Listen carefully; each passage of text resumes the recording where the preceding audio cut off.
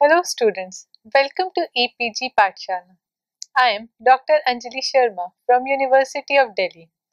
Today we are going to talk on module diffusion under the paper Material Science. So students, let us see what we are going to learn in this module. We are going to learn about the diffusion process and its importance in material science. We'll also see different types of diffusion processes and their mathematical interpretation. Diffusion is a simplified process in which dopants and impurities are introduced in the semiconductors in order to enhance their electrical conductivity. Both single and multiple diffusion steps can be used for this purpose. The laws governing the diffusion of impurities were established many years before the development of semiconductors.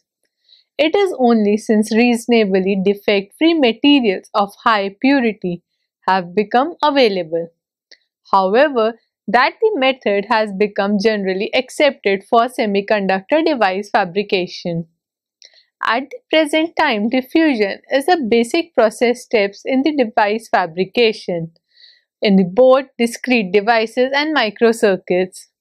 In silicon technology, diffusion allows the formation of sources and drains for metal oxide semiconductor devices and for the active regions of bipolar transistors. This method has certain advantages like no crystal damage, thus high quality junctions with a minimum leakage current as compared to other techniques such as ion implantation. Diffusions are most extensively used for silicon as compared to gallium arsenide because many advanced gallium arsenide structures layers of different materials such as aluminium gallium arsenide and require epitaxial processes. Another reason is that the behavior of diffusion in gallium arsenide is more complex and less well understood than in silicon.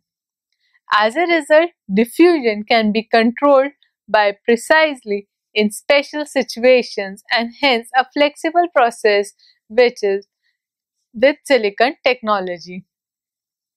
A number of simplifying assumptions can be made in the development of diffusion theory as it applies to semiconductor device fabrication.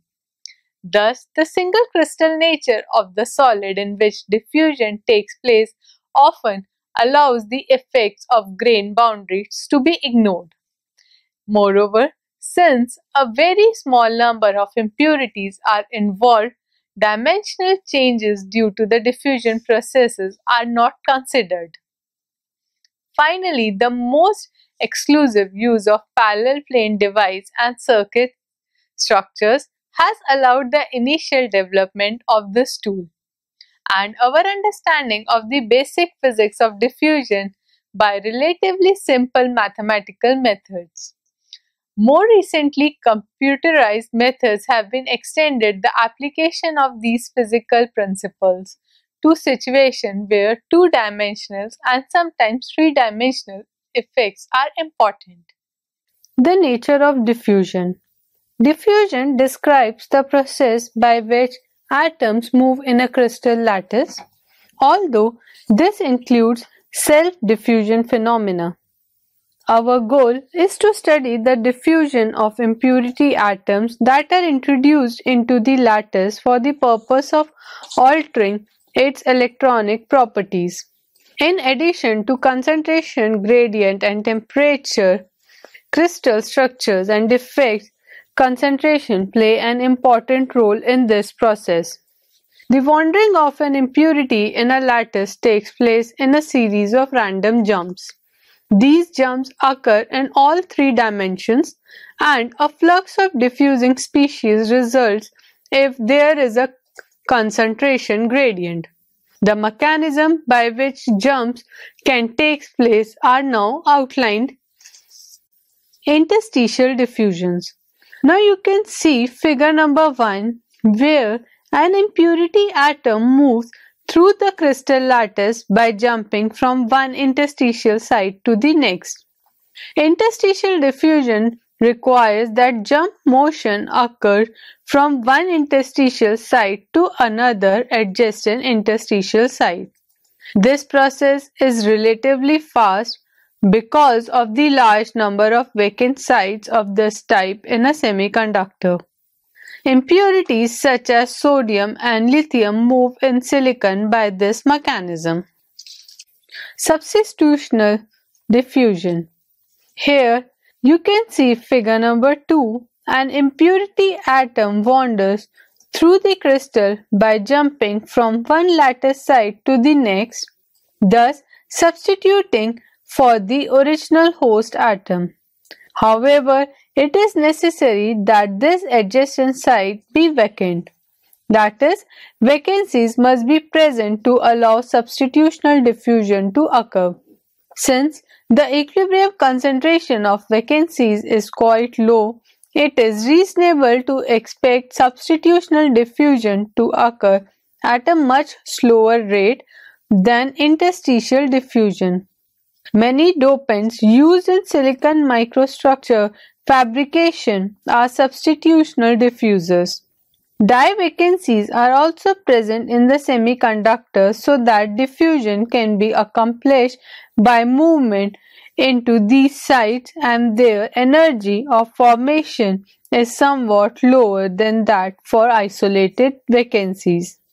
The diffusion of N-type impurities in gallium arsenide has been ascribed to this type of movement. Interstitial substitutional diffusion. In this case, impurity atoms occupy substitutional as well as interstitial sites. However, they only move at a significant rate when in interstitial sites. The dissociative mechanism by which a substitutional impurity atom can become an interstitial, leaving behind a vacancy, can be the controlling factor for this process. As a result, the effective diffusivity is a function of the dissociation rate and depends on both impurity concentration and crystal quality. Now, figure given on the screen illustrates the mechanism. Copper and nickel move in silicon by this mechanism, as do zinc, cadmium, and copper in gallium arsenide. An alternative pathway for interstitial diffusion is the kick-out mechanism. Here, a rapidly moving interstitial diffuser can move into a substitutional site by displacing an atom which is already in place, resulting in the formation of a self-interstitial. The behavior of both gold and platinum in silicon has been ascribed by this process.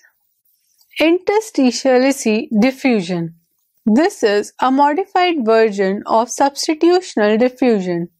Here, interstitial host atoms can be annihilated by pushing substitutionally located impurity atoms into interstitial sites. These impurities can now diffuse to adjacent substitutional sites and create new self-interstitials. Thus, the interstitial position of the diffusing impurity atom is purely a transition state in moving from one substitutional site to another. This increases the concentration of vacant substitutional sites over its equilibrium value, so that interstitial diffusion is somewhat faster than substitutional diffusion. All substitutional diffusers move in part by this mechanism. The diffusion of boron phosphorus in silicon is dominated by this process. Next is interchange diffusion. This occurs when two or more atoms diffuse by an interchange process. Such a process is known as direct interchange process when it involves an impurity and host atoms, and as a cooperative interchange when a larger number of host atoms is involved. The probability of occurrence of interchange diffusion effects is extremely slow. Grain boundary diffusion. Diffusion also occurs by movement along dislocations and grain boundaries. This process is anisotropic, being much faster in directions parallel to the dislocation core or to the grain boundary edge than at right angles to it. Furthermore, atom movement is 2 or more order of magnitude faster than that obtained by lattice diffusion processes outlined. Enhanced diffusion along dislocations often lead to emitter-collector shorts in bipolar devices by the formation of diffusion pipes. Next is combination effects. Combination of these mechanisms may occur within a crystal. For example, a certain fraction of impurity atoms may diffuse substitutionally and the rest interstitially, resulting in a two-stream process. With many substitutional diffusers, it is necessary to assume that diffusion proceeds in parts by substitutional mechanism and partly by interstitiality mechanism. Finally, it should be emphasized that diffusion describes the movement of impurities and not their ultimate destination. Thus, it is possible that some of the diffusing species may end in substitutional sites with others in interstitial sites. Now students, let us see diffusion in a concentration gradient. The jumping of impurities in a semiconductor is thermally activated and random in character. However, directed motion occurs by diffusion in the presence of concentration gradient. The net flux of diffusion species is now determined for this situation. For impurities which diffuse substantially in the zinc-blende lattice, however, the arguments have broad general application to all types of diffusion mechanisms. Consider a crystal of cross-section A as shown on the screen, divided up by a series of parallel planes at right angles to the 1, 0, 0 axis. Let the spacing plane be d by under root 3, where d is the distance between tetrahedral sides. Now figure shown on the screen depicts the arrangement with crystals divided into 1, 2 and so on layers of the same width. Thus, each layer contains atoms, impurity and host, whose tetrahedral neighbors are in adjacent layers on either side. Substitutional diffusion takes place by jump motion between tetrahedral sides. A single jump has projection of length d by under root 3 along the 1, 0, 0 direction. Let N1 and N2 be the number of atoms in layers 1 and 2 respectively, and let N1 and N2 be the volume concentration. Then N1 equals to under root 3 N1 by AD, N2 equals to under root 3 N2 by AD. For diffusion in this lattice, atoms in any one layer must jump into neighboring layers. Each atom has 4 such neighbors, 2 in the layer to the left and 2 in the layer to the right. Let V be the jump frequency for these atoms. Then, in time 1 by V, half of the moving atoms jump right while the other half jump left on the average. The net flow of atoms across the plane P in a direction x is given by del n by del t equals to n1 minus n2 whole divided by 2 whole divided by 1 by v is equals to v by 2 a d by under root 3 into n1 minus n2. So delta capital N by delta x is equals to n1 minus n2 divided by d by root 3. Delta capital N by delta x is equals to minus a vd square by 6 into delta capital N by delta x. Writing the flux density J as the time rate of change of number of impurities per unit area. This equation reduces to J is equals to minus Vd square by 6 into delta capital N by delta X. By defining a diffusivity D such that D is equals to Vd square by 6, we may rewrite the above equation in partial derivative form as J is equals to minus D del N by del X, where J is the flux density, D is the diffusion coefficient, N is the volume of concentration, and X the distance. This is known as Fick's first law. It states that under diffusion conditions, the flux density is directly proportional to the concentration gradient. Similar arguments apply to interstitial diffusers, except that jumps between interstitial voids must be considered. Since each void also has 4 nearest neighbors, the same line of reasoning applies. However, the jump frequency is much larger for this situation. Field-aided motion. In addition to diffusion, ionized impurities can be moved by drift in the presence of electric field. Assume that the random scattering of these impurities can be represented by a restraining force that is directly proportional to the drift velocity.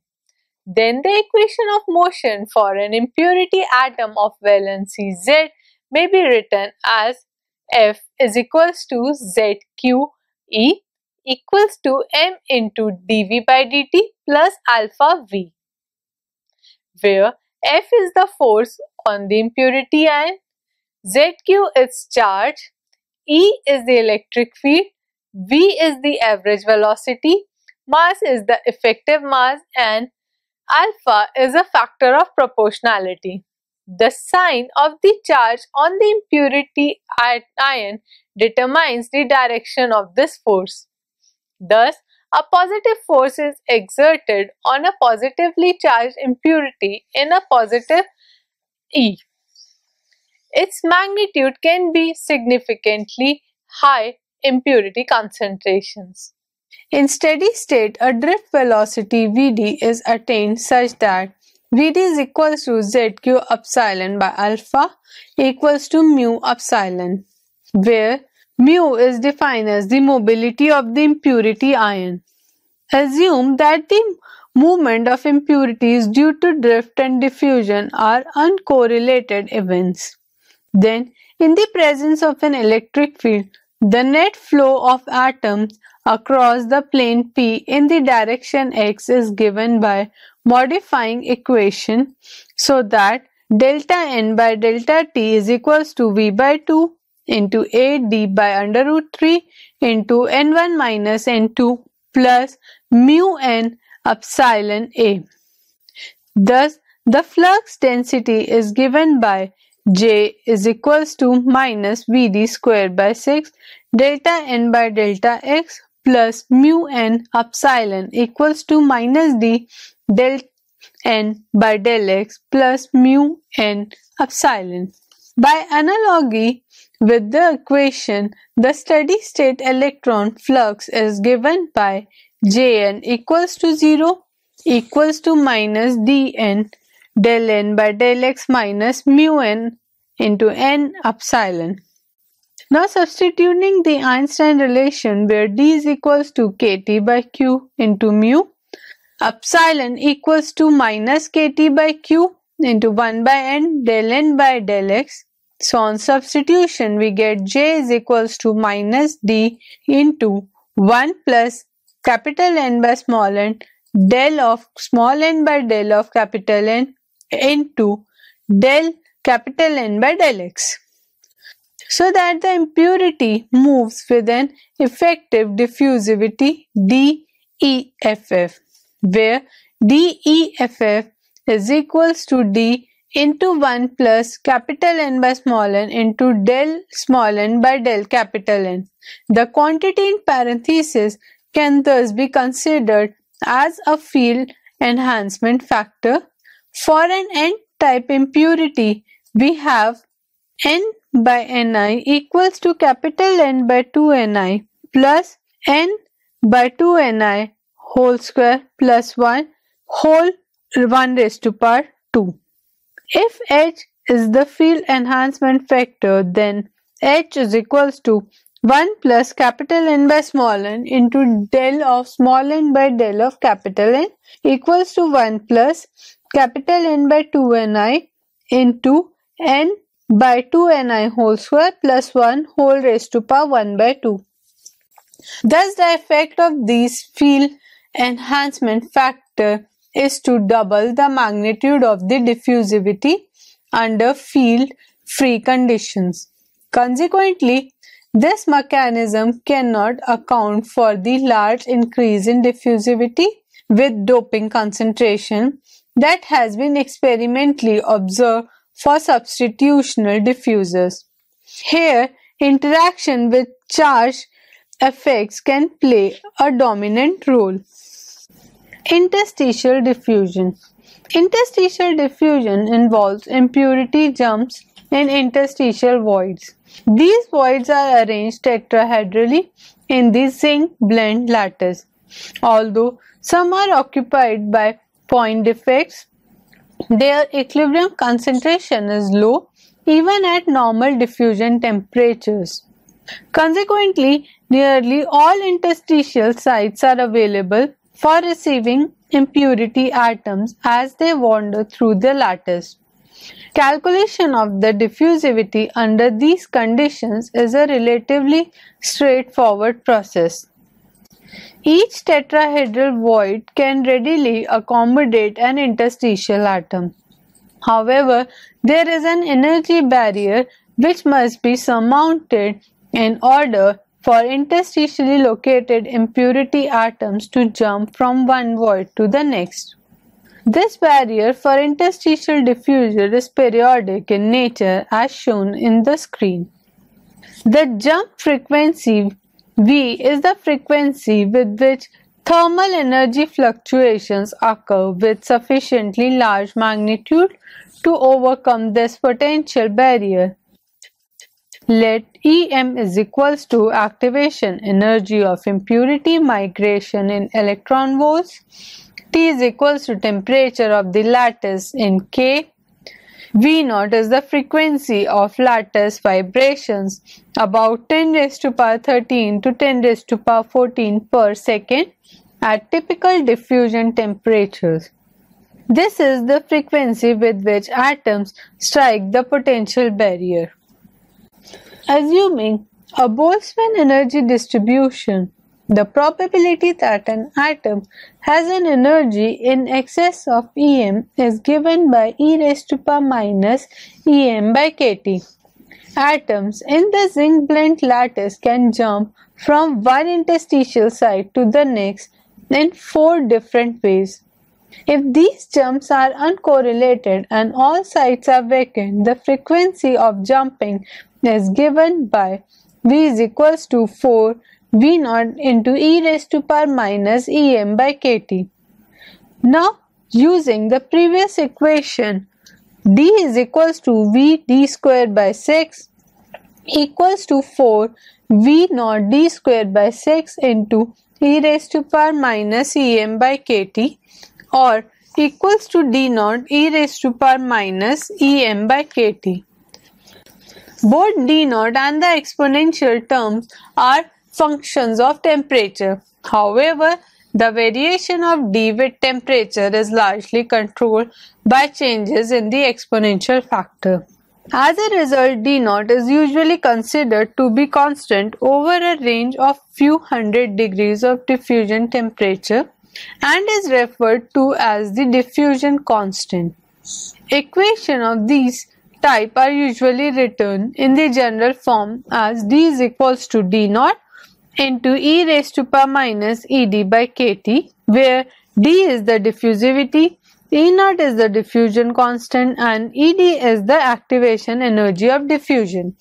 Again, assuming that these jumps are uncorrelated, we have V is equals to 4V0 into e raised to power minus es by kt into e raised to power minus en by kt equals to 4 v naught into e raised to power minus es plus en whole divided by kt. Values of en plus es is equals to ed predicted from this simple theory are found to be slightly larger than those actually observed.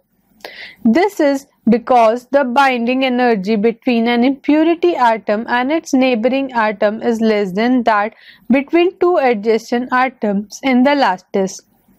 Consequently, the energy of formation of a vacancy next to an impurity atom is less than that of forming a vacancy at any other sites. The diffusivity of a substitutional impurity is thus d is equals to 4 v naught d square by 6 into e raised to power minus ed by kt equals to d naught into e raised to power minus ed by kt. As before, d naught is usually considered to be constant over a range of a few hundred degrees of diffusion temperature, and the variation of d is largely controlled by changes in the exponential factor. Analysis for the jump rate of impurity atoms follows along the line of substitutional diffusers. In this case, the atom's fraction of vacancies is e raised to power minus es dash by kt, where es dash is somewhat lower than the energy of formation of Schottky defects. So, V is equals to 4 V naught e raised to power minus Es dash plus En whole divided by Kt, so that D is equals to D naught into e raised to power minus Es dash plus En whole divided by Kt. As a result, the diffusivity is somewhat larger than that of substitutional diffusers. Interstitial and substitutional diffusions. Many impurities are incorporated both substitutionally and interstitially in the host lattice and diffused by the combined motion of these two species. For such situation, let Ns and Ni be the substitutional and interstitial solubilities respectively at the diffusion temperature. Usually, the solubility of the substitutional component is higher than the interstitial component by an order of magnitude. On the other hand, the rates of movement of these components through the lattice are different by many orders of magnitude, with the impurity comparatively immobile when in substitutional site, but free to move rapidly when it is in interstitial. Assuming independent motion of these two types of diffuser, the impurity will spend Ni divided by Ni plus Ns of its time in an interstitial state and Ns divided by Ni plus Ns in a substitutional state. So it follows that the effective jump frequency V effective is given by V effective equals to Vs into Ns divided by Ni plus Ns plus Vi into Ni divided by Ni plus Ns, where Vs and Vi are the substitutional and interstitial jump frequencies respectively. Typically, the second term is much larger than the first. If the crystal contains many defects, the vacancy concentration readily attains its equilibrium value, so that the supply of the interstitial species is the rate limiter. Since the impurity spends Ni divided by Ni plus Ns of its time in an interstitial state, V effective is equals to Vi Ni divided by Ni plus Ns. If local equilibrium prevails, V effective equals to VIEG into NIEG divided by VIEG plus NSEG, which is approximately equals to VIEG into NIEG divided by NSEG, since NSEG is greater than NIEG. Thus, the jump frequency is somewhat less than that for the interstitial. The effective diffusivity is given by D effective equals to Di into NiEg divided by NsEg, where Di is the interstitial diffusivity. The ratio NiEg by NsEg can be determined if the charge states of the individual species are known. The diffusion equation. Fick's second law may be derived by applying the considerations of continuity to equation 7. So consider the flow of particles in a crystal of cross-section A between planes P1 and P2 separated by dx as shown in the figure on screen. The rate of concentration of particles in the region between planes is A into del n by del x into dx. This can also be written as the difference between the fluxes flowing into and out of the region. The flux entering the region at P1 is Aj and the flux leaving the region at P2 is A into J plus Dj. The net flux entering the region is thus minus A dj. Hence, A into del n by del x into dx equals to minus A dj, but dj is equals to del j by del x into dx. So now del n by del t is equals to del by del x of d into del n by del x. This expression is in a more convenient form than the equation 7 since it involves only measurable quantities such as volume concentration, diffusion depth and diffusion time. It can be used to obtain the impurity distribution for a variety of diffusion conditions. So students, now let us summarize what we have learned in this module. We have studied about the diffusion process and its importance in the material science. We have also studied about the various diffusion processes and also seen the mathematical interpretation of the diffusion process. Thank you.